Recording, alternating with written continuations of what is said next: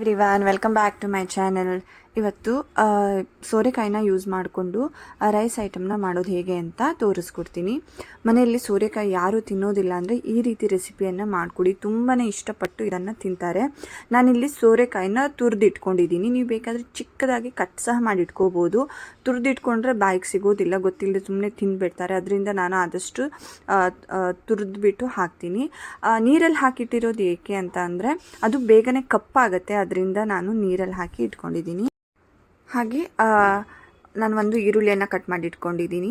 ಜೊತೆಗೆ ಒಂದು ಅರ್ಧ ಕಪ್ ಮೊಸರನ್ನು ಚೆನ್ನಾಗಿ ಮಿಕ್ಸ್ ಮಾಡಿ ಇಟ್ಕೊಂಡಿದ್ದೀನಿ. ಹಾಗೆ ಒಂದು ಪಲಾವ್ ಎಲೆ, ಜೀರಿಗೆ, ಚಕ್ಕೆ, ಲವಂಗ, ಏಲಕ್ಕಿಯನ್ನು ಯೂಸ್ ಮಾಡ್ತಾ ಇದ್ದೇನೆ. ಹಾಗೆ ಸ್ವಲ್ಪ ಪುದೀನ ಸೊಪ್ಪು, ಹಾಗೆ ಸ್ವಲ್ಪ ಕೊತ್ತಂಬರಿ ಸೊಪ್ಪನ್ನು ಕಟ್ ಮಾಡಿ ಇಟ್ಕೊಂಡಿದ್ದೀನಿ.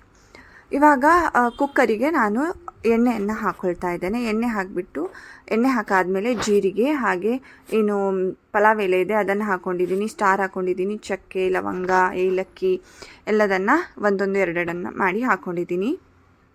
ಹಾಗೆ ಈರುಳ್ಳಿಯನ್ನು ಚಿಕ್ಕದಾಗಿ ಕಟ್ ಮಾಡಿ ಇಟ್ಕೊಂಡಿದ್ದೀನಿ, ಅದನ್ನು ಸಹ ನಾನು ಇದಕ್ಕೆ ಹಾಕ್ಕೊಂಡು ಸ್ವಲ್ಪ ಫ್ರೈ ಮಾಡ್ತಾ ಇದ್ದೇನೆ.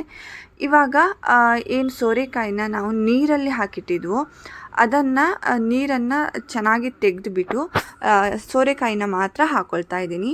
ಹಾಗೆ ಆ ನೀರನ್ನು ಎಸೆಯೋದಕ್ಕೆ ಹೋಗಬೇಡಿ. ಸೋರೆಕಾಯಿನ ಹಿಂಡಿ ಈಗ ಫ್ರೈ ಮಾಡೋದಕ್ಕೆ ಹಾಕಿ ಆ ನೀರನ್ನು ನಾವು ಆಮೇಲೆ ಈ ರೈಸಿಗೆ ಯೂಸ್ ಮಾಡ್ತೀವಿ. ಈಗ ಸ್ವಲ್ಪ ಸೋರೆಕಾಯಿಲೆ ಚೆನ್ನಾಗಿ ಸ್ವಲ್ಪ ಫ್ರೈ ಆಗಿದೆ ಎಣ್ಣೆಯಲ್ಲಿ. ಇವಾಗ ಅದಕ್ಕೆ ಶುಂಠಿ ಬೆಳ್ಳುಳ್ಳಿ ಪೇಸ್ಟನ್ನು ಇದಕ್ಕೆ ಹಾಕ್ಕೊಳ್ತಾ ಇದ್ದೀನಿ. ಶುಂಠಿ ಬೆಳ್ಳುಳ್ಳಿ ವಾಸನೆ ಎಲ್ಲ ಹೋಗೋ ತನಕ ಸ್ವಲ್ಪ ಫ್ರೈ ಮಾಡ್ಕೊಳ್ಳಿ. ಇದೆಲ್ಲ ಚೆನ್ನಾಗಿ ಫ್ರೈ ಆಗಬೇಕು. ನಾನಿಲ್ಲಿ ಲೋ ಫ್ಲೇಮಲ್ಲೇ ಇಟ್ಬಿಟ್ಟು ಫ್ರೈ ಮಾಡ್ತಾ ಇದ್ದೀನಿ.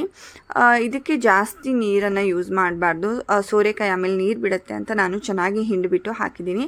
ಇದಕ್ಕೆ ಮಸಾಲೆ ಬಂದು ನಾನು ಜೀರಿಗೆ ಪುಡಿ, ಕೊತ್ತಂಬರಿ ಪೌಡರು, ಹಾಗೆ ಗರಂ ಮಸಾಲ, ಸ್ವಲ್ಪ ಅರಿಶಿನ ಪೌಡರನ್ನು ಹಾಕಿಬಿಟ್ಟು 1 ಚಮಚ ನೀರನ್ನು ಹಾಕಿಬಿಟ್ಟು ಇದನ್ನು ಬೇಯಿಸ್ಕೊಳ್ತಾ ಇದ್ದೇನೆ. ಮತ್ತು ಚೆನ್ನಾಗಿ ಸ್ವಲ್ಪ ಮಿಕ್ಸ್ ಎಲ್ಲ ಮಾಡ್ಕೊಳ್ತಾ ಇದ್ದೀನಿ. ಇವಾಗ ಇದು ಚೆನ್ನಾಗಿ ಫ್ರೈ ಆಗಿದೆ, ನೋಡ್ಬೋದು. ಎಣ್ಣೆಯಲ್ಲೇ ಚೆನ್ನಾಗಿ ಸೋರೆಕಾಯಿ ಫ್ರೈ ಆಗಿದೆ. ಎಣ್ಣೆಯಲ್ಲಿ ಫ್ರೈ ಆದಷ್ಟು ಸೋರೆಕಾಯಿ ತುಂಬ ಟೇಸ್ಟ್ ಬರುತ್ತೆ. ಸೊ ಅದರಿಂದ ನಾನು ಆದಷ್ಟು ಈರುಳ್ಳಿ ಜೊತೆಗೆ ಇದನ್ನು ಫ್ರೈ ಮಾಡ್ಕೊಳ್ತಾ ಇದ್ದೀನಿ. ಈಗ ಮಸಾಲೆನೂ ಹಾಕಾಗಿದೆ. ನಾನಿಲ್ಲಿ ಒಂದು ಸ್ವಲ್ಪ ಅರ್ಧ ಕಪ್ ಆಗುವಷ್ಟು ಮೊಸರು, ಹುಳಿ ಮೊಸರನ್ನೇ ಯೂಸ್ ಮಾಡಿಬಿಡಿ. ಫ್ರೆಶ್ ಆದಂಥ ಮೊಸರನ್ನೇ ಇದಕ್ಕೆ ಯೂಸ್ ಮಾಡ್ಕೊಳ್ಳಿ. ಮೊಸರು ಹಾಕಿಬಿಟ್ಟು ಮೊಸರನ್ನು ಮೊದಲಿಗೆ ಚೆನ್ನಾಗಿ ಮಿಕ್ಸ್ ಮಾಡಿ ಇಟ್ಕೊಳ್ಳಿ. ಇವಾಗ ಸೋರೆಕಾಯಿಗೆ ಮೊಸರನ್ನು ಹಾಕ್ಕೊಳ್ತಾ ಇದ್ದೇನೆ. ಸೋರೆಕಾಯಿಗೆ ಮೊಸರು ಹಾಕಿಬಿಟ್ಟು ಅದನ್ನು ಸಹ ಚೆನ್ನಾಗಿ ಮಿಕ್ಸ್ ಮಾಡ್ಕೊಳ್ತಾ ಇದ್ದೀನಿ. ಈಗ ನಾನಿಲ್ಲಿ 1 ಕಪ್ ಆಗುವಷ್ಟು ಅಕ್ಕಿಯನ್ನು ಯೂಸ್ ಮಾಡ್ತಾ ಇದ್ದೇನೆ. ಅದಕ್ಕೆ ನಾನಿಲ್ಲಿ 2 ಕಪ್ ನೀರನ್ನು ಹಾಕ್ಕೊಂಡಿದ್ದೀನಿ.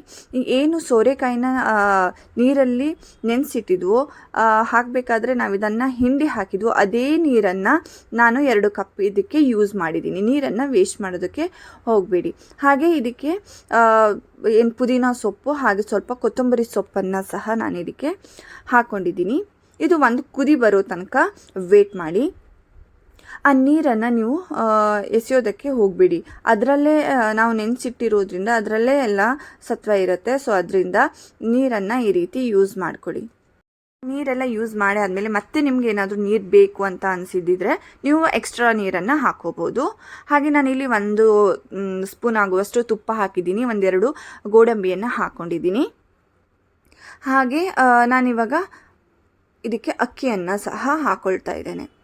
1 ಕಪ್ ಅಕ್ಕಿಯನ್ನು ವಾಶ್ ಮಾಡಿ ನಾನು ಇದಕ್ಕೆ ಹಾಕ್ಕೊಂಡಿದ್ದೀನಿ.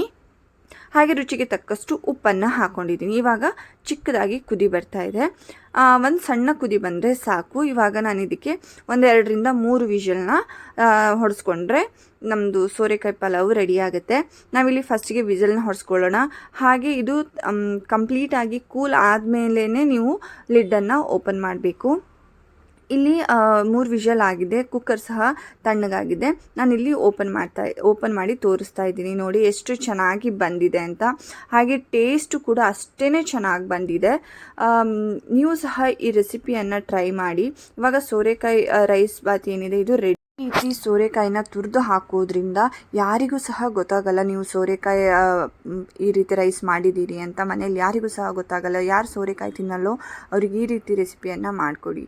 Thank you for watching. Please subscribe to my channel. Thank you.